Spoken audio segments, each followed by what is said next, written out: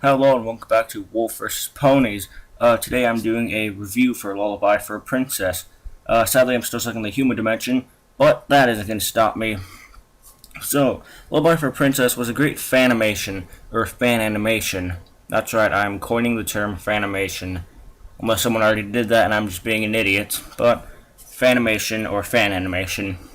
Lullaby for a Princess is one of those ones that is good at first.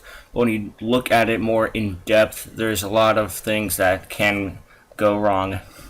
So it opens up with the presentation by Warp Out, and then some beautifully made font for Lullaby for a Princess. And then it's opened up to where we see Celestia singing in what looks like the new Canterlot Castle where she is. And right now she has all of her hair color to it. She have her pink mane until we see the flashbacks of her and Luna. And once those come in, we see actually what went wrong. There's Celestia looking at a portrait of what she used to look like, and about how narcissistic she used to be, especially with the lines. I'm trying to think it was there's no pony other than me that is beloved as I, or something like that. And then there's the shadow she cast upon her sister. That sister, of course, being Luna. And Celestia knew that Luna felt this way, and then we see Luna have a major sort of freak out, and she's in a fit of anger against Celestia because she's probably accusing her of stealing the spotlight from her knight that only Snowdrop actually noticed. Speaking of Snowdrop, there's actually an Easter egg kind of thing with a banner of Snowdrop's cutie mark. But then we see Luna and Nightmare Moon in one sort of consciousness, and she becomes Nightmare Moon. Now that's one thing I don't really like, because I didn't really see Nightmare Moon as a part of Luna's consciousness. I thought that how the show portrayed it was actually sort of more accurate, where Nightmare Moon came from the darkness of the moon of the eclipse kind of thing, and then when it mixed with her anger, that formed Nightmare Moon. I didn't look at it as she was always Nightmare Moon, but it was just hidden. And then we see Celestia just not in denial, but she can't fathom how much power that Luna has right now. And the thing that's bad about that is that, I mean, Celestia, come on, you are the only deity, pretty much. You're not the only deity, but you're the only good deity in Equestria. And when you feel a dark presence coming from your sister, you probably should check it out. You probably shouldn't just, oh, everything's fine, or, oh no, I'm too scared, I'm not going to go and possibly help Luna out. So then it pans up, and then we're introduced to the fight scene, which the animation for that is made so spectacularly. I know it's not lens flare, but at first I thought that's what it was. But the fight scene is just so good. Kudos to you, Warp Out, for your skills. I know it took you 2.5 years to make this, and I know it was made before Season 4 opening, but I also feel like you tried to make it canon with the Season 4 opening, which is why you're having this fight between Nightmare Moon and Luna in the old castle. However, you have Celestia with her pink mane instead of the show where she already had a multicolored mane. But then you explain that when Celestia crashes through the window, and when she crashes, she hits the elements of harmony, or the 5 of them that are shown, and the 6th one, or the element of magic, comes out from its hiding place, is what I'm getting from it. But I don't really like that, because, I mean, you're showing that it's a force that knocks it out of it, whereas in the show, Celestia just really pulled it out with magic, as if it was like some sort of thing where you just need to show what kind of magic you have, and it only responds to a certain type.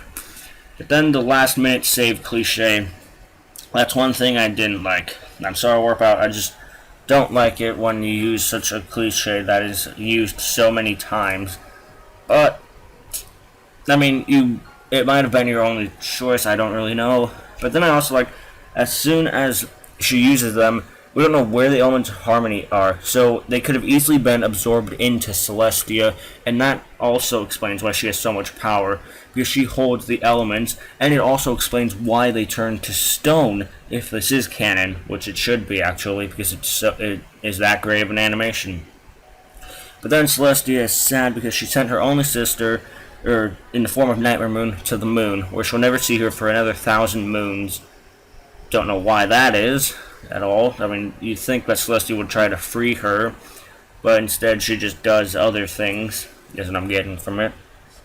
And overall, and then after that, you see the past between Celestia and Luna, where sort of Celestia was almost acted as a mother to her, actually, rather than a sister, or maybe even an older sister kind of thing.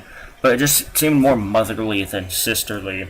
Whereas Phyllis, she tucked her into bed, and then even as they grew up, for some reason, she still put the blanket over her. And then when she's gone, Celestia feels just empty inside.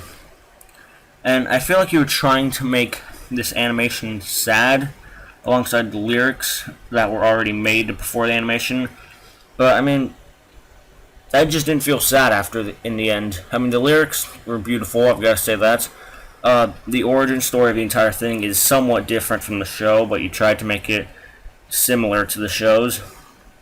And, I mean, one thing I also like is the sort of words used in the song, where 1,000 winters, I believe is the line, to describe the time gap of how long Nightmare Moon is in the moon. I like that because it's not specifically stating moons or days, but it is a metaphor for it, and also it shows the emotion behind each of those days. How winter is usually described as cold or depressing, like the night in the snowdrop animation. But, I mean, yeah, that one line shows quite a bit of emotion, and overall, I'd have to say it's a good animation. However, with everything that I've done, or that I've sort of said, and the things that are wrong with it that I might not have talked about, I have to give you a final score of 5 out of 10. Yeah, it's not good, but it's not bad either. A lot of people will probably assume that it's bad just because it's not like 7 or 8, but it's in the halfway point of 5 and of 0 and 10. You know what I'm talking about.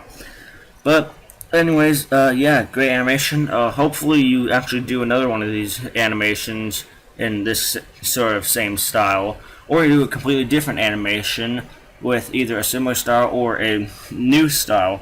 Either way, I'm looking forward to whatever video you make next. This has been Wolf vs. Ponies, and I still have to find this stupid mirror. So, bye-bye.